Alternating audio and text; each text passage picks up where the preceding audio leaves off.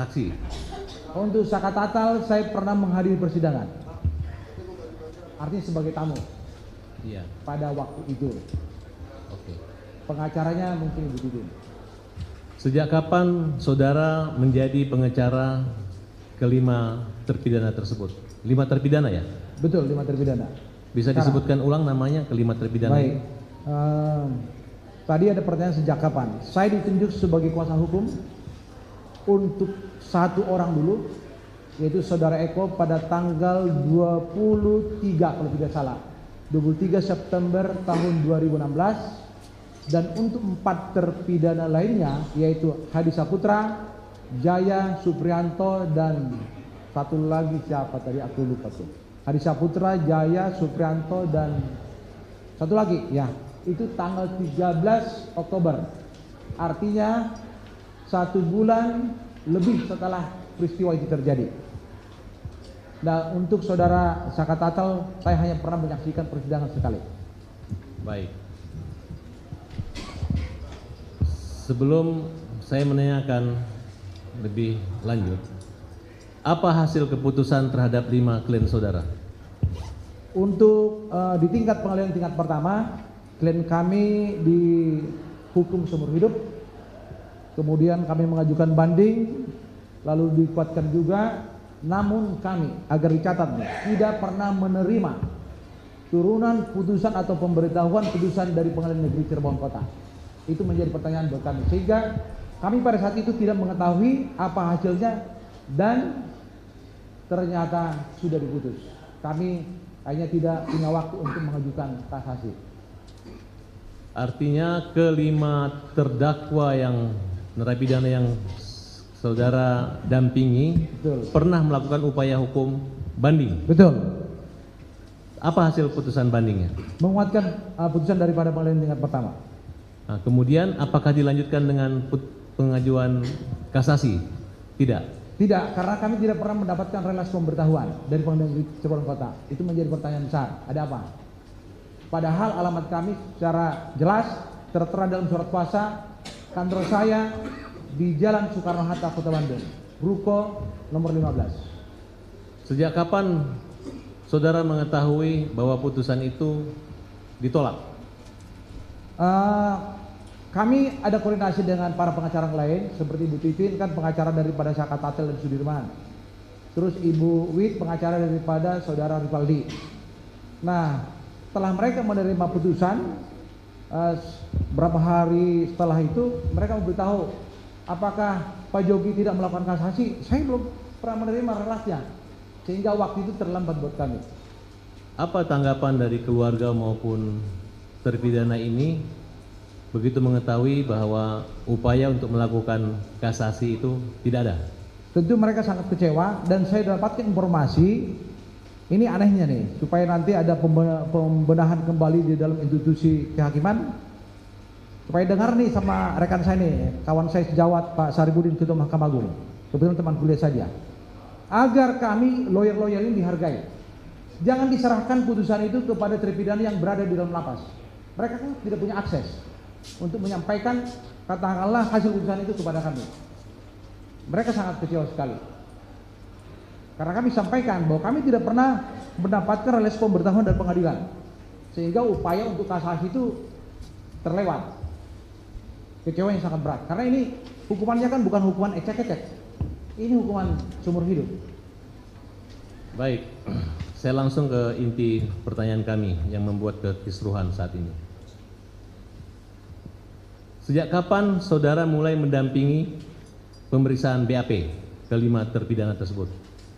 Baik, kami mendampingi di tingkat Polda setelah para terpidana dilimpahkan dari Polresta Cirebon Kota.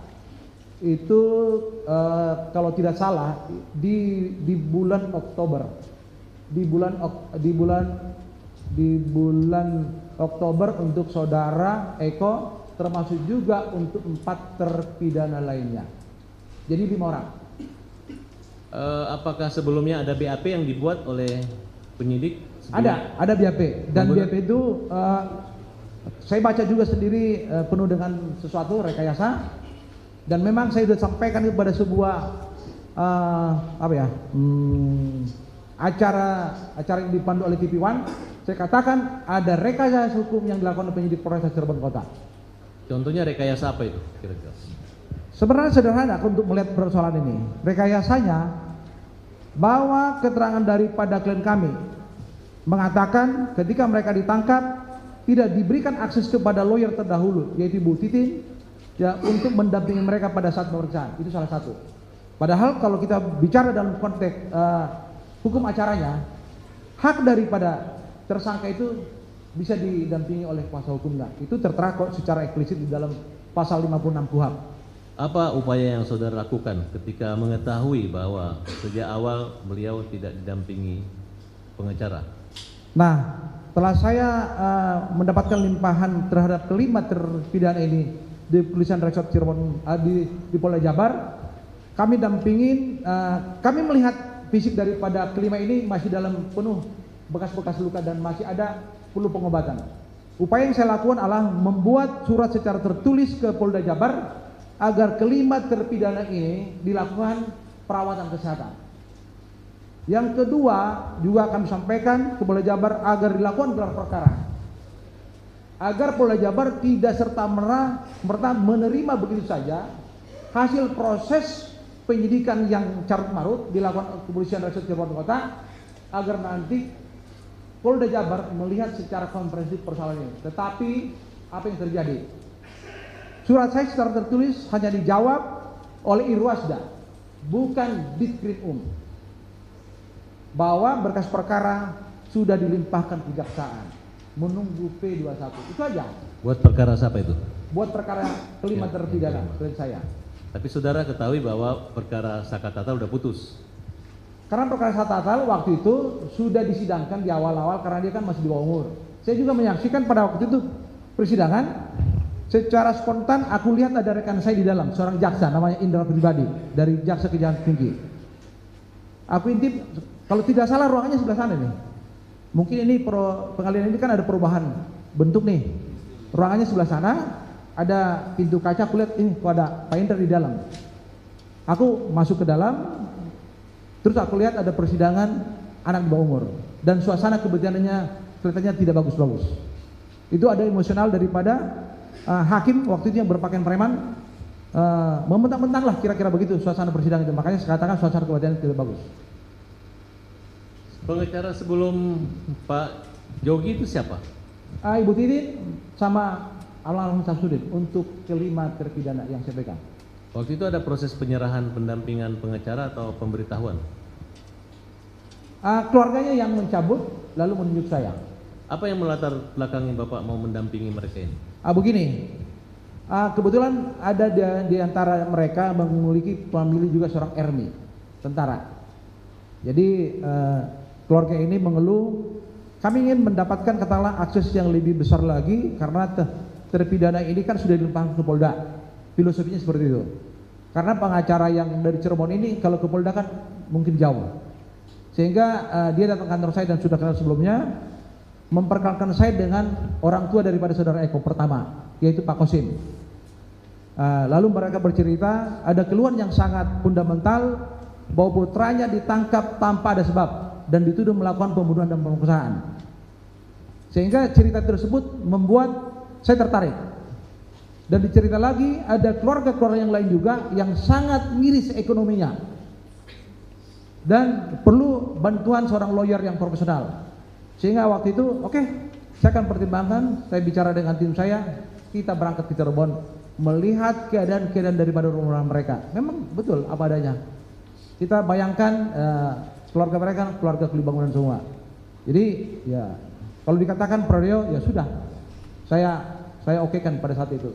Sehingga saya menerima walaupun bertahap puasa yang pertama saudara Eko tanggal 23 atau 27 September lalu 2 minggu kemudian dari 4 keluarga ini menyerahkan juga kepada saya. Tetapi tentunya ada secara administrasi kepada Ibu Titin, Pak Samsudin mereka cabut. Kira-kira gitu. Setelah saudara berkomunikasi kemudian menunjuk lawyer, langkah-langkah apa aja yang awal yang saudara lakukan? Apakah ada upaya pertama? Tadi saudara katakan bahwa ada mukanya hancur-hancur gitu. Apakah tetap melanjutkan membuat satu laporan ke Propam atau saudara sudah mengetahui pengacara sebelumnya sudah melaporkan ke Propam atau ke Komnas HAM? Tolong saudara jelaskan kepada kami. Baik, terima kasih. Jadi setelah saya mendapatkan kuasa yang pertama dari saudara Eko atau orang tuanya pada saat itu, Pak Kosim, saya langsung mengakses ke Polda, menyampaikan saya adalah kuasa hukum daripada saudara Eko. Dan rekan-rekan di Polda welcome sama saya karena saya juga mantan penyidik dari Polda. Artinya mereka sangat baik lah gitu ya. Dan saya minta bertemu dengan saudara Eko. Dan mereka datangkan dari ruang tahanan dan kita bicara, didampingi juga orang tuanya, Pak Kosim. Artinya masih terlihat secara fisik apa yang menjadi persoalan batin daripada keluarganya, banyak luka-luka. Saya hanya minta tolong ini dibawa ke klinik. Karena wilayah Polda Jabar ini saya tahu di mana kliniknya.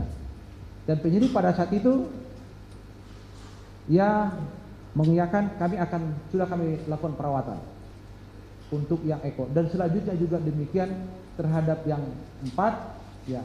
Kami datang ke Polda Jabar dan juga kami diterima dengan baik dan kami juga dipertemukan dengan 4. Berarti kan gimana ya? Saya masih melihat secara fisik apa yang menjadi keluhan daripada orang tuanya. Artinya ada kemungkinan pelanggaran kekerasan hak asasi manusia, kekerasan yang terjadi terhadap 5 klien saudara. Betul, karena mereka juga menceritakan ini kenapa penyebabnya. Mereka dipukulin di ruangan narkoba. Sejak mereka dibawa dari satu lokasi penangkapan ke Polresta Cirebon Kota, di ruangan narkoba dipukulin secara masif. Oke, kembali. Dan saya lanjutkan lagi karena tadi ada pertanyaan, apakah ini sudah pernah dilaporkan ke Propam maupun ke lembaga-lembaga negara lainnya? Nah, berdasarkan hasil koordinasi saya dengan Ibu Titin yang juga memegang untuk terpidana Saka Tatal dan juga Sudirman, ternyata sebelum kami mendapat kelimpahan kuasa sudah dilakukan upaya itu, melaporkan ke Propam, juga mengirimkan ke Komnas HAM maupun ke lembaga-lembaga negara lain. Jadi upaya selanjutnya saya tidak lakukan kecuali saya hanya meminta kepada penyidik Polda Jabar mengirim surat secara formal agar mereka dirawat, karena khawatir apabila tidak rawat rawan terhadap kesehatan tubuhnya, dan juga minta gelar perkara. Itu yang saya lakukan dan mendampingi mereka pada saat di BAP, dan mereka semua mencabut apa isi BAP yang dibuat di Kepolisian Cirebon Kota. Dicabutnya di mana? Dalam bentuk BAP pada terjadi dialog tanya jawab. Pada saat pemeriksaan tersebut? Pada saat pemeriksaan tambahan di Polda Jabar. Oh, berarti dari Polda itu sudah ada pencabutan ya? Sudah. Jadi kalau sekarang ada berada di luar, dong-dong itu omong kosong semua. Kita sendiri yang mendampingi kok. Oke, baik. Saya kembali lagi ke awal. Sepengetahuan saudara, ada berapa lokus kejadian? Kalau saya yakin hanya satu, only one, jembatan flyover. Itu aja, selain itu tidak ada. Jurisdiksinya di mana jembatan tersebut? Kalau mendengarkan cerita, ya, cerita itu bukan di wilayah Cirebon Kota, itu kabupaten. Kenapa saya katakan begitu? Ini kan ada temuan nih korban-korban tergeletak di tengah jalan. Yang datang itu kan dari kepolisian sektor Talun. Kalau kita lihat daripada hierarki daripada kepolisian itu kan induknya ke Cirebon Kabupaten, bukan Cirebon Kota. Sedangkan klien kami di malam kejadian itu berada di depan rumahnya Ibu Nining, sedang duduk-duduk, dan apapun yang mereka lakukan itu, terlepas itu bukan suatu kejahatan yang sifatnya membahayakan negara atau masyarakat, itu wajar-wajar aja menurut saya. Lalu karena ditegur oleh Ibu Nining, mungkin suasana sudah malam, maka berpindahlah ke rumahnya Pak RT, di mana di antara daripada anak muda ini itu yang sampaikan di acara dua sisi, ya, yang dipandu oleh Dwi Anggi, berpindah mereka ada namanya Kapi, dan itu tidak terbantahkan. Siapa Kapi itu? Kapi itu putra daripada Pak RT, Pak Pasren. Apakah Kapi termasuk orang yang ditangkap pada saat itu? Kalau yang ditangkap saya kurang tahu apakah dia ditangkap, tapi yang jelas Kapi ini sampai detik ini tidak pernah terproses sama dengan klien saya yang 5 terpidana terdahulu. Aneh bin Salabin, ya. Ada apa? Ini kan menjadi pertanyaan besar, dan itu juga sudah kami pertanyakan kok di ruang persidangan, termasuk Ripaldi yang notabene tidak mengenal klien kami, tetapi disatukan dalam satu perkara 340. saya sebagai dosen hukum pidana, aduh, ketawa juga saya melihat dakwaan seperti itu. Ngeri kan ya? Saya juga sebagai saksi ahli di dalam persidangan, ya ngeri banget ini. Pemainannya kasar, kira-kira begitulah. Oke, baik. Saudara saksi, di dalam keterangan di BAP Pasren itu dia menyudutkan lawyer pengacara. Saya nggak tahu disebutkan siapa. Ya. Apakah ada upaya untuk meminta mereka untuk meringankan sehingga itu membuat pengaruh yang besar terhadap kasus ini, seolah-olah ada yang rekayasa yang dilakukan oleh lawyer? Begini, Saudara jelaskan. sebelum saya ditunjuk sebagai kuasa hukum terhadap 5 terpidana, keluarga ini keluarga khususnya klien kami maupun yang lain sudah pernah datang ke kediamannya Pak Pasren. Dan mungkin sudah kita bisa lihat kok di podcast ataupun di siaran TV One ataupun Anies TV, bahwa Ibu Aminah itu kan datang bersama-sama keluarga yang lain. Artinya Pak Pasren ini seolah-olah kan lepas tangan. Silakan aja hubungi dengan pihak polisian. Nah, setelah saya ditunjuk sebagai lawyer, saya juga didampingi oleh keluarga menemui Pak Pasren dan diterima, tapi tidak persilakan duduk. Jawabannya sama. Silakan aja hubungi kepolisian. Saya nggak gitu. Jadi gerak tubuhnya sama yang diperhatikan dia ketika keluarga terdahulu datang dan juga ketika saya datang mendampingi. Apa yang saudara inginkan dari pernyataan Pasren yang tiba-tiba dimanipulasi lah kira-kira? Sebenarnya sederhana aja. Kenapa you punya anak bisa selamat, yang lain tidak? Tinggal ngomong aja jujur, kan? Bahwa mereka adalah anak-anak orang baik yang tidak melakukan satu kejahatan yang dituduhkan. Itu aja sederhananya. Tapi kenapa? Sampai apakah ada sesuatu, saya kurang tahu. Dan itu mungkin nanti penyelidikan berikutnya kan sudah dilaporkan di Mabes Polri. Saya berharap ya Mabes Polri itu secara objektif melihat persoalan ini supaya clear. Dan berulang kali saya katakan di dalam live di TV, agar Rudiana juga biar jujur lah gitu kan. Jangan bersembunyi di balik organisasi kepolisian. Kasihan. Saya juga sebagai perwira kepolisian sayang sama organisasi saya. Tapi ketika ada yang berbohong, selalu berbohong, ada orang nih yang sedang menjalani hukuman seumur hidup, ya kasihan juga masa depannya mereka.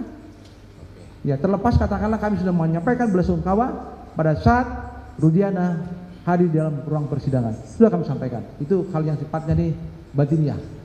Setahu saudara saksi, kasus ini pertama olah TKP-nya tindak pidana apa? Apakah kecelakaan lalu lintas atau pembunuhan berencana? Kalau mendengarkan satu berita yang kami dapat dari keluarga terpidana, itu pure, saya ulang lagi, itu pure atau murni adalah laka lantas tunggal. Dan itu juga disampaikan oleh saksi dari kepolisian yang melakukan olah TKP terhadap laka lantas di jembatan flyover. Jadi ketika sekarang bergeser menjadi pembunuhan dan pemerkosaan, ya kita juga menjadi liar nalarnya. Ini siapa yang menciptakan ini? Sekarang ada sperma, kita juga tanya dalam persidangan. Ini milik siapa nih? Ya, toh juga teknologi di negara ini kan udah canggih kok, ya. Kalau ada sperma di situ temuan daripada dokter forensik dan dokter forensiknya juga sudah diberikan dalam persidangan, ini seharusnya kita lanjutin untuk mengetahui DNA milik siapa. Sementara klien kami berada dalam penguasaan polisi, kami tidak pernah menolak. Jangan diperiksa dong, karena nggak ada. Kami ingin terang benderang persoalan ini dalam konteks hukum pembuktian. Tapi kenapa tidak lakukan? Ada apa? Karena ini menjadi pertanyaan besar sampai saat ini. Termasuk juga itu yang namanya badik atau sangkur di dalam dakwaan itu ditusuk. Tapi apabila kita hubungkan, kaitkan dengan hasil kedokteran forensik, nggak nyambung, ya, nggak nyambung tuh. Dan kita juga bersama-sama Ibu Titin nih, ini di Bintuhan nih, ya, bajunya digeber-geber ini ada nggak tusukan? Nggak ada, ya. Terus bagaimana mungkin ada tusukan sementara baju sendiri yang dipakai tidak ada lubang? Kan aneh. Berarti ada di sini menciptakan fatwa persoalan baru di luar sebenarnya kenyataannya. Itu aja.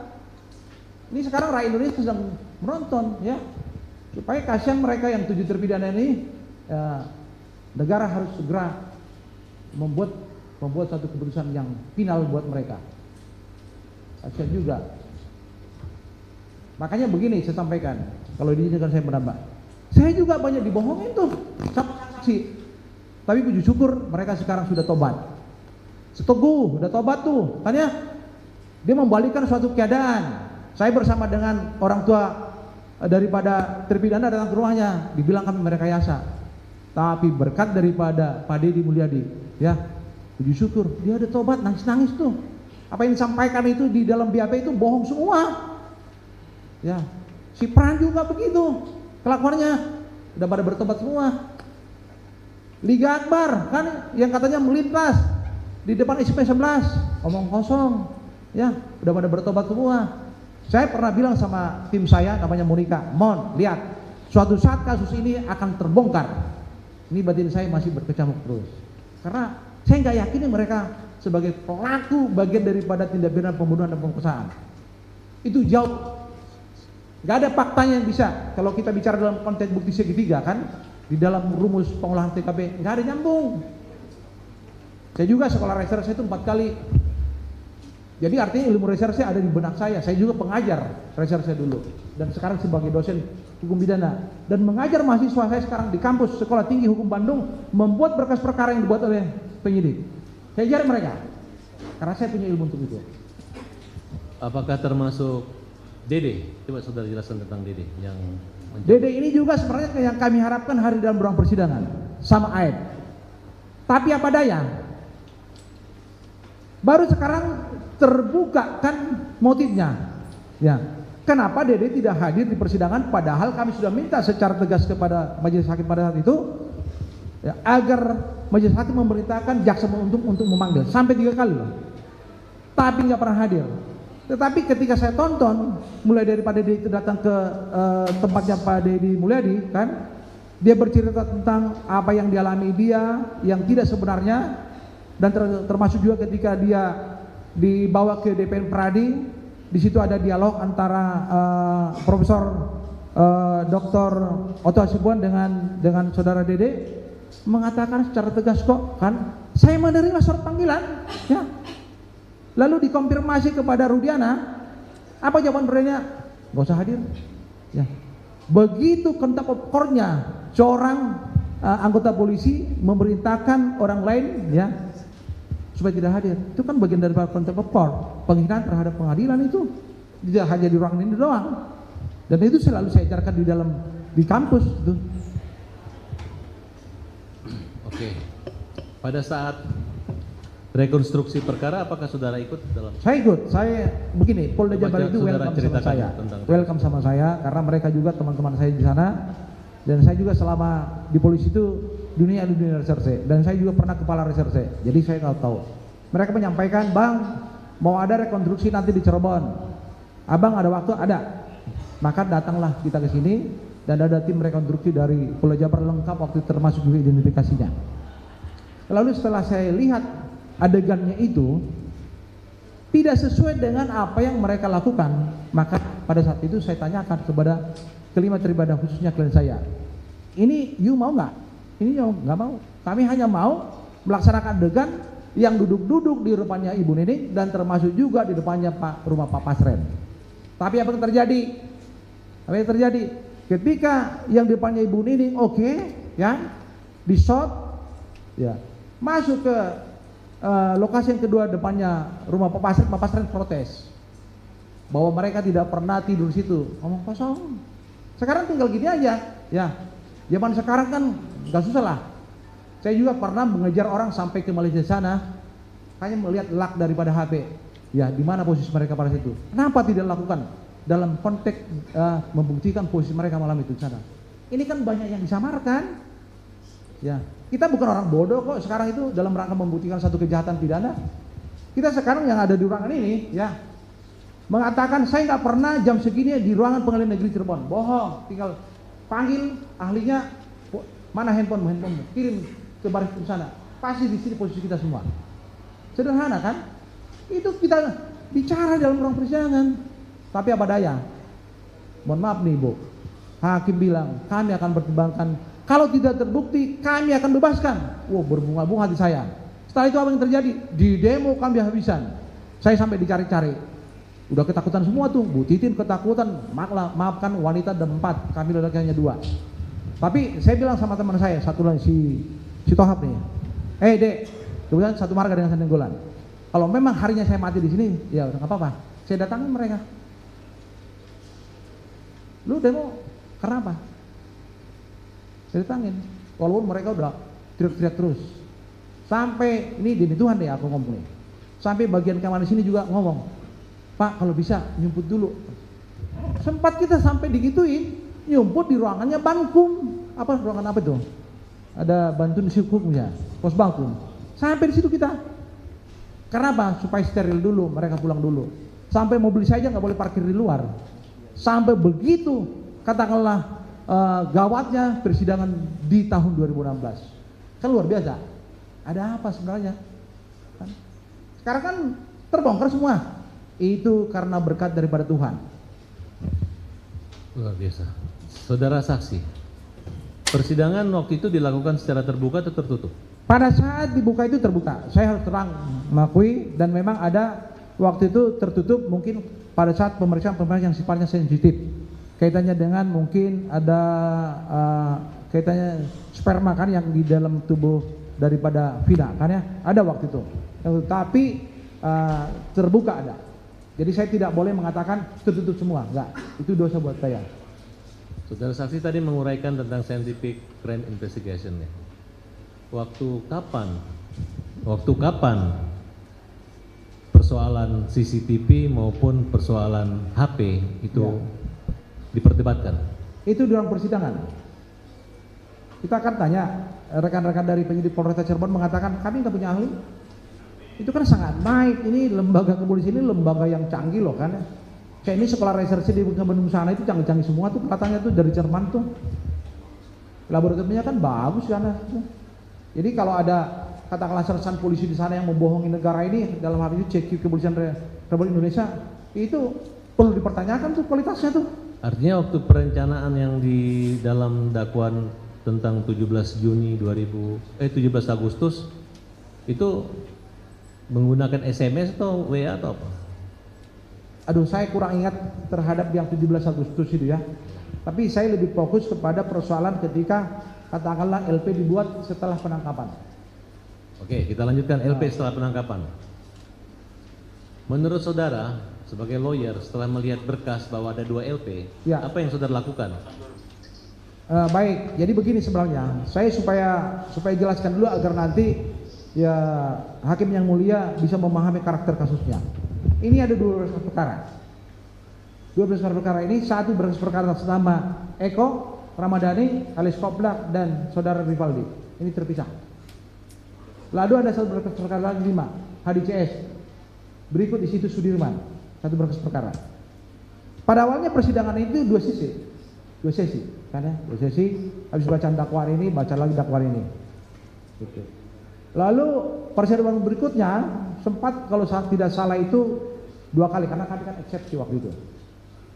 Nah, persidangan berikutnya ada semacam pemikiran yang disampaikan oleh hakim ketua majelis karena tuduhannya sama 340 subsidiar 340 338 walaupun terbalik sebenarnya nggak tahu nih kan, mohon maaf nih kepada rekan-rekan daripada jaksa ya, itu harusnya kan dalam penyusunan pasal itu harus yang lebih berat dulu kan, tapi dalam apa itu berkas itu 338 dulu kan ya apa apalah. Dan akhirnya kita sepakat untuk di satu agendakan pada saat persidangan bersama. Hanya saja pada saat itu saya tertariknya begini, saya sampaikan kepada yang mulia. Yang mulia, saya mendengar bahwa Rivaldi ini tidak dikenal oleh klien kami. Tolong yang mulia agar dilakukan dulu verifikasi di ruang persidangan ini. Kalau dilakukan, kenal nggak? Enggak. Kenal nggak? Enggak. Kenal nggak? Enggak. Kenal nggak? Enggak. Balik lagi, enggak. Kan ya? Kan aneh tuh. Tuduhannya 340. Kalau kita mengurai 340 tentu kan ada perencanaan tuh. Ya di mana kalian berencana? Satu orang nggak kenal, kan? Bin Salabin. Artinya itu menjadi catatan daripada hakim pada saat itu. Kami akan catat dan kami akan pertimbangkan. Baik. Selanjutnya, saudara saksi, pada saat ada berapa orang saksi yang dibawa sumpah? Kalau secara tegas saya lupa, saya nggak bawa berkas perkara tadi, ada berkas perkara bundelnya besar. Hanya sekarang ribut-ribut di dalam medsos itu kan, Katanya Dede dan Aib itu dibuat berita tertutup Pak, tapi seingat saya nggak ada tuh. Nggak ada, cuma mereka nggak hadir aja dalam ruang persidangan. Apakah saya lupa? Ya. Dan waktu itu juga kita pertanyakan supaya BAP mereka itu jangan dibacakan oleh jaksa, karena kami sangat keberatan. Karena dia adalah dua saksi yang perlu dihadirkan dalam ruang persidangan untuk membuka tabir ini. Walaupun pada saat itu digambar kan, kami cecar juga dia pada saat persidangan. Balelo juga dia omongannya. Ternyata sekarang kan digerakkan dia sama Tuhan berkata yang benar. Terbukalah tabir ini. Bahwa dia tak pernah melintas bersama dengan almarhum Eki dan Vina di depan SMP 11. Dia hanya stuck di satu tempat setelah bertemu dengan Eki dan Vina. Itu yang saya tonton dalam podcast maupun berita-berita di live di televisi. Itu kan luar biasa. Seandainya pada saat itu dia ngomong begitu, udah ini pasti dipotin bebas. Kasihan tuh hakim yang 3 sekarang kan jadi menanggung beban karena kebohongan mereka dalam persidangan itu. Dan beritaan daripada anak manusia yang 7 orang itu sekarang kan termasuk juga Saka Tatal, anak bocil gitu kan ya, dimarah-marahin di ruang persidangan. Ya, saya nonton sendiri tuh. Kebetulan samping saya ini ada Pak Indra pribadi, jaksa dari Kejati. Marah-marahin ini. Siapa yang marah-marahin? Saka Tatal. Hakim ketua yang pakaian preman. Kan pakaian preman waktu itu mereka sidang itu. Gak pakai seperti gini uniform yang ditampil di depan kita sekarang. Berapa orang saksi waktu di persidangan? Berapa orang hakim? Majelis hakim itu berapa orang? Saya ingat saya ada 3 tuh. Ini saya gambarkan ruang sana ya. Ruang sana, di ruang sana mungkin masih ada nggak ruangannya ya? Ruang sana, terus Ibu Titin aku lihat juga pakai jilbab dia. Nah, si Saka ada waktu itu. Terus ada lagi dari mana? Dari Bapas kalau nggak salah tuh. Sedikit lah di ruangan itu. Oke. Apa yang saudara saksi ketahui tentang peran aktif dari Rudiana? Nah, kalau menelusuri apa yang tertuang dalam BAP yang sudah ada berkas perkara, dia adalah motor daripada semua ini. Terlepas katakanlah ada belasungkawa yang kita sampaikan, tetapi tidak boleh dong kan melakukan suatu tindakan-tindakan di luar daripada norma hukum yang benar. Jadi dia kan melakukan penangkapan ya sendiri di unit narkoba dia. Berarti nggak punya kewenangan kalau kita bicara dalam konteks hukum acara pidana. Siapa sih yang berhak melakukan penangkapan terhadap kasus-kasus yang sifatnya kriminal umum kecuali tertangkap tangan? Itu secara jelas kok di dalam pasal 1 butir 19 KUHP kan ya. Siapa saja, mau satpam kek, mau tentara kek, mau polisi kek, gitu kan ya, mau ibu-ibu kek, gitu kan ya, orang padanya ada ditemukan barang bukti itu kan rumusannya seketika itu ditiriakin kan kira-kira rumusannya.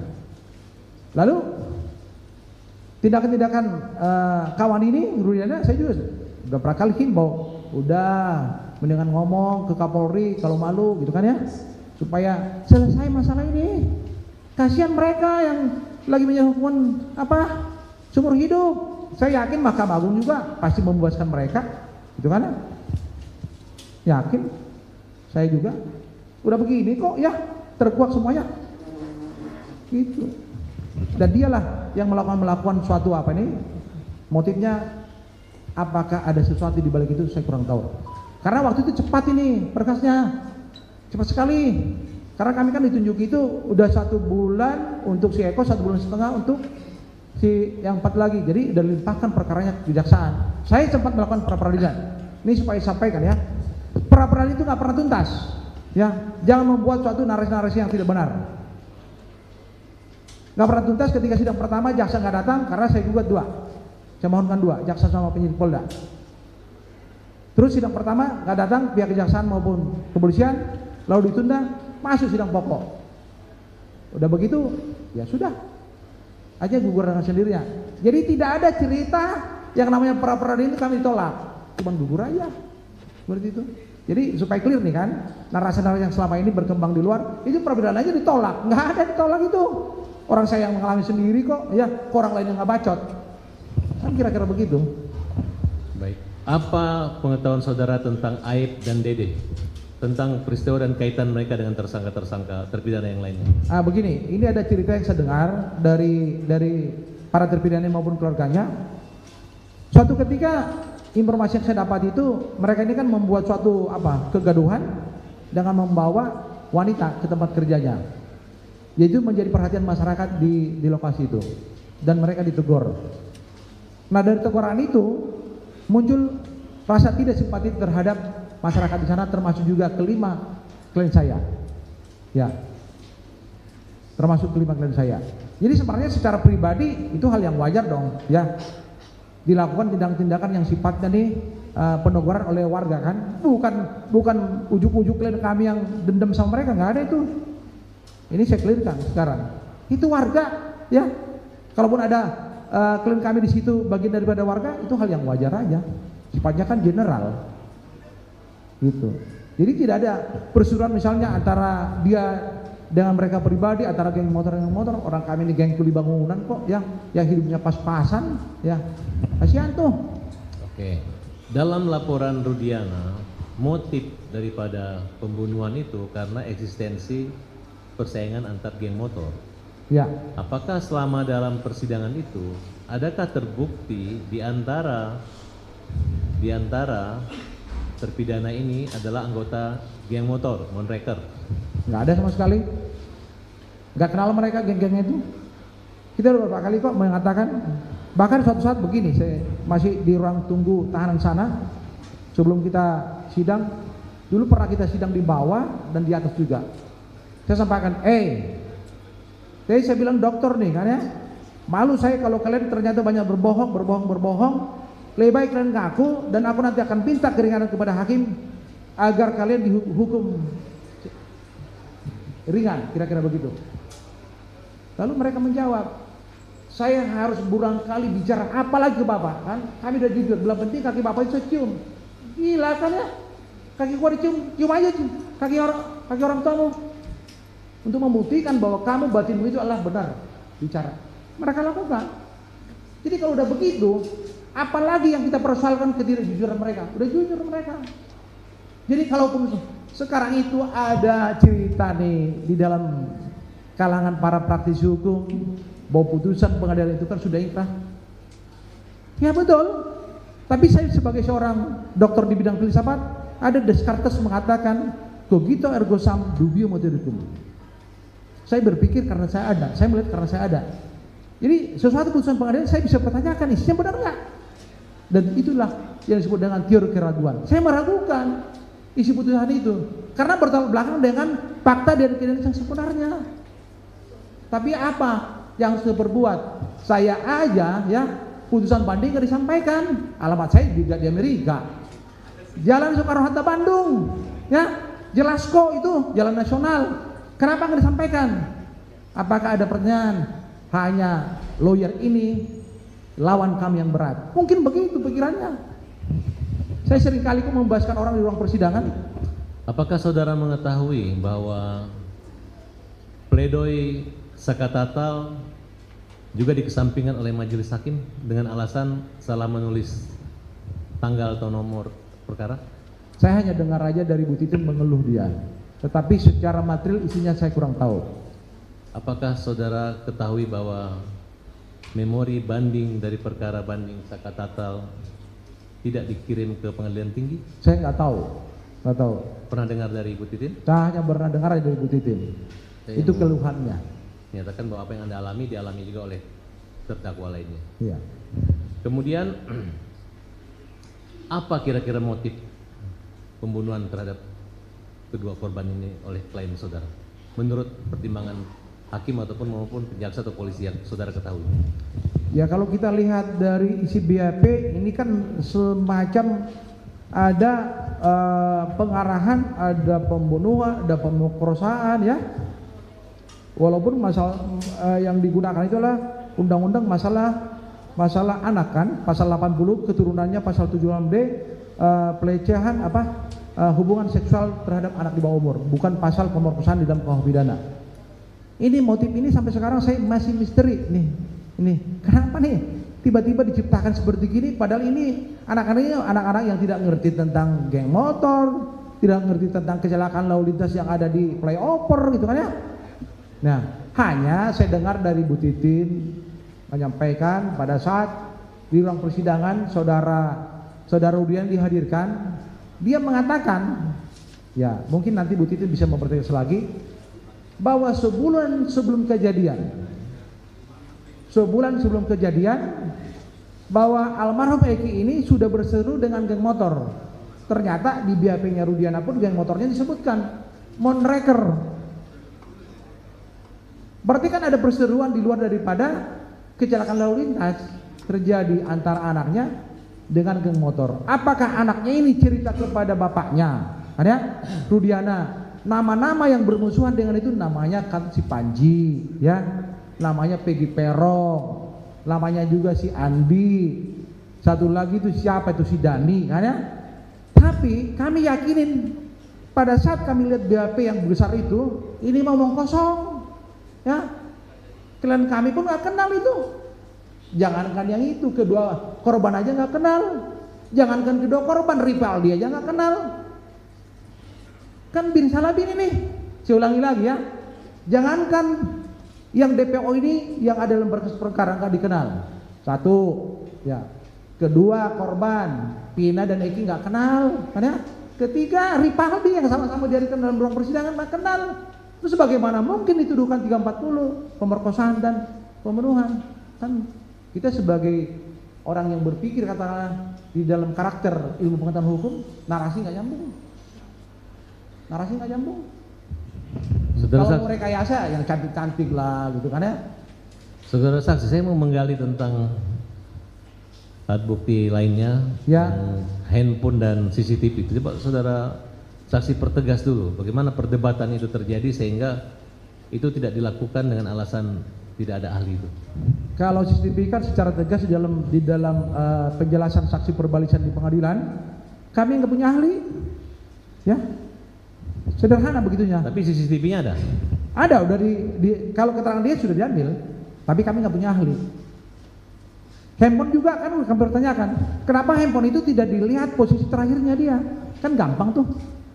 Sebagai contoh nih, ya saya pernah mengejar pelaku pembunuhan ke Kalimantan Barat. Karena melakukan pembunuhan itu di kota Bandung dan asli dari Banten. Kami kerjasama waktu itu dengan seorang ahli IT. Oh, posisinya dia sekarang Kalimantan Barat. Saya terbang Kalimantan Barat, minta bantuan dengan Polda Kalbar. Lalu kami temuin keluarganya, kakaknya ada di situ menikah dengan orang Kalimantan Barat. Kami, saya kasih serta dari kota Bandung, minta penjelasan kepada ibu, adik ibu ada di mana? Oh, bapak jangan nuduh sembarangan. Termasuk juga ada lawyer pada saat itu. Gini aja deh, ini ada orang Polda Jabar, orang Polda Kalbar. Supaya kita tidak berdebat, nomor HP ibu mana? Nomor HP lawyer mana? Nomor HP saya mana? Ini saya orang Bandung nih, kan? Saya kirim langsung ke Mabes Polri. Keluar, laknya, bahwa posisi saya orang Bandung berada di Kalimantan Barat. Artinya, adiknya itu ada di Kalimantan Barat. Ini adalah buktinya, bilang. Bukti apa tuh? Teknologi, saintifik segitu kan? Baru ngomong dia, Pak, adik saya mah udah diseberangkan ke Malaysia. Jadi kuli di apa tuh? Di perkebunan sawit. Kenapa nggak dari tadi ngomong? Nanti urusan Mabes Polri lah menangkap itu, kira-kira begitulah dalam hati saya kan. Jadi artinya apa? Sebenarnya kalau ada upaya-upaya yang sifatnya dikomprehensif dilakukan oleh penyidik Polres Cirebon, clear masalah ini, clear. Almarhum Eki dan Anu ada di jembatan flyover. Orang ini di depannya rumah ibu Nini, dilihat turunannya waktu-waktunya, clear kan? Sebenarnya nggak nyambung itu. Tapi kenapa sekarang seolah-olah teknologi itu tidak dibutuhkan?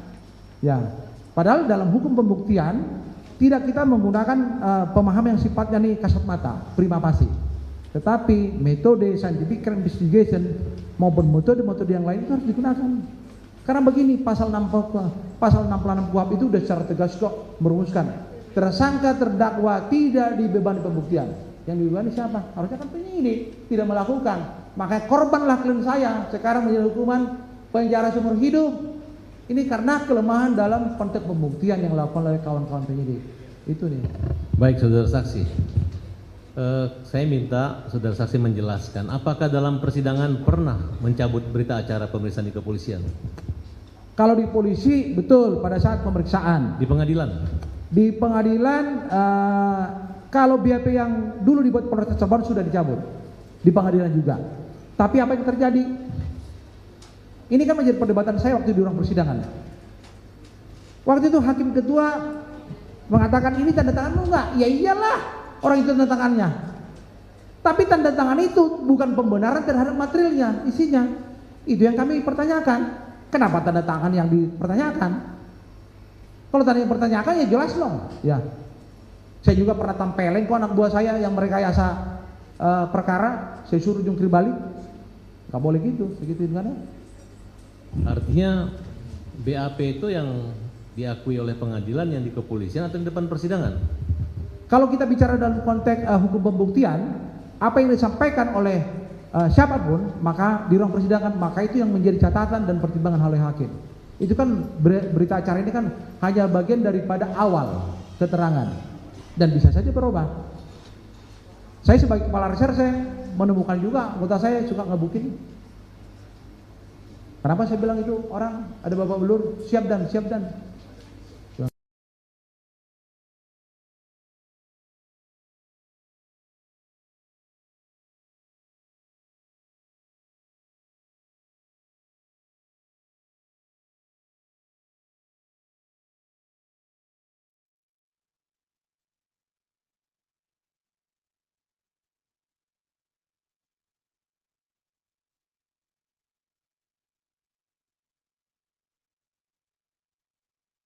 Yang saya lihat dalam konteks struktural gitu kan ya. Baik, menurut saudara saksi, kejadian tadi kan saudara mengatakan lokusnya satu di Jembatan Talun. Iya. Menurut saudara saksi, fakta persidangan yang saudara yakini itu kecelakaan atau pembunuhan? Kecelakaan. Apa dasar saudara saksi mengatakan kecelakaan? Kita merujuk kepada katakanlah dokumen dari lalu lintas dan keterangan juga disampaikan dalam persidangan. Dan termasuk juga pada saat di persidangan itu kan ada kita dengan majelis hakim melihat sepeda motor. Jadi kalau dikatakan sekarang ini sepeda motor nggak rusak, omong kosong. Ada kok semua goresan-goresan. Terus di baut itu kan, di baut yang apa, di baut lampu penerangan jalan, ada itu kata polisi lalu lintas itu daging. Baik, saudara saksi, bisa kami perlihatkan kendaraan motornya? Yang mulia? Kendaraannya sudah bukti, silakan. Yang ada situ.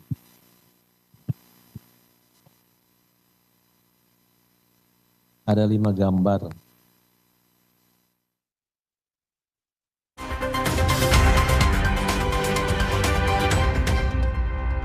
Boy, what's that bird there?